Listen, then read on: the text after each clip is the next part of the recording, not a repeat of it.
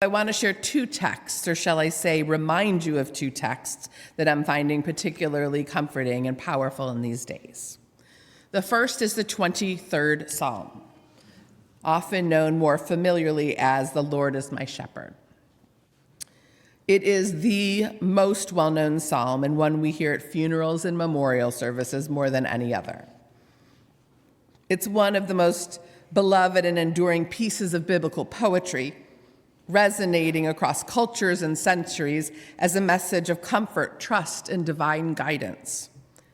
While modern scholars sometimes debate the authorship of Psalms, the traditional view holds that King David wrote Psalm 23, possibly during a personal reflection, exile, or gratitude. I've always felt that the words resonate so deeply with us because they come from one who knows what it is to ache.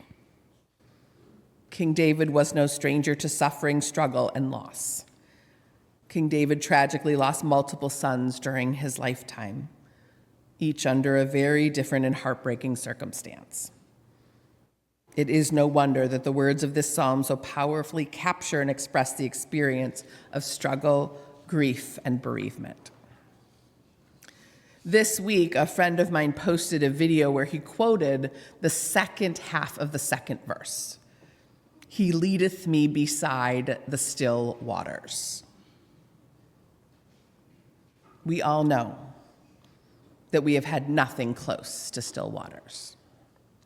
The waters of destruction and torment were anything but still. They roared and churned and rushed and consumed, and a week later, even as the Guadalupe River has receded, the upheaval of those waters remain. And our hearts have been very heavy and consumed with sadness because of it. But the next verse of the psalm says, "He restoreth my soul." My soul does not feel restored. So new, God, where's the restoration? There were no still waters and there is no restoration. I imagine if you're like most people I have spoken to, this work of soul restoration is hard to come by because we keep returning to the news for updates. We doom scroll on our phones to read the latest story or explanation about how this could have happened and where was the warning and who did what or did not do what and who is to blame. We receive texts forwarding the latest press conference and hear about flooding and warning systems, and it will be added to the Ledges special edition, and so on and so on and so on. And because of this constant curiosity that comes from our inherent need to understand and just try to make sense of things that we cannot understand, because of this constant exposure, it bears heavier on our souls. It's not just awful that it happened. We keep replaying it. Our souls are not designed to carry this kind of information, the kinds of details that we're hearing about or seeing images of. We may not have been in those river waters in the early hours of July 4th, but to our souls, all the reading and watching and listening and seeing day after day, hour after hour, it may feel like we were. It may feel like we are experiencing the trauma of the flood.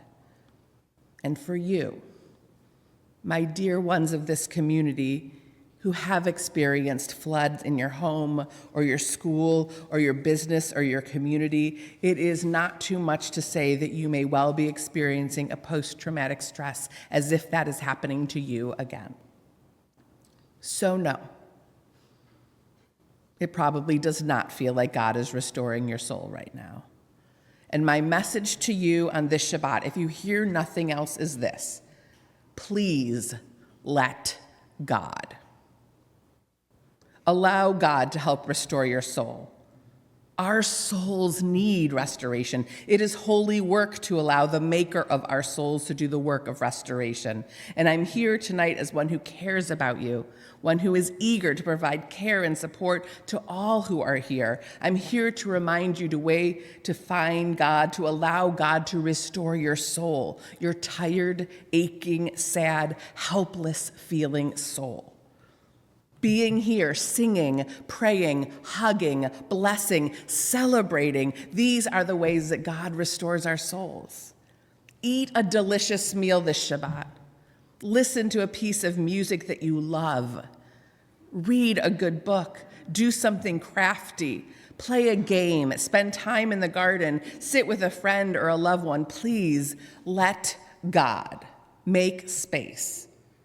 No, it will not fix the devastation, make someone's home whole or bring people back to life, but it will help you.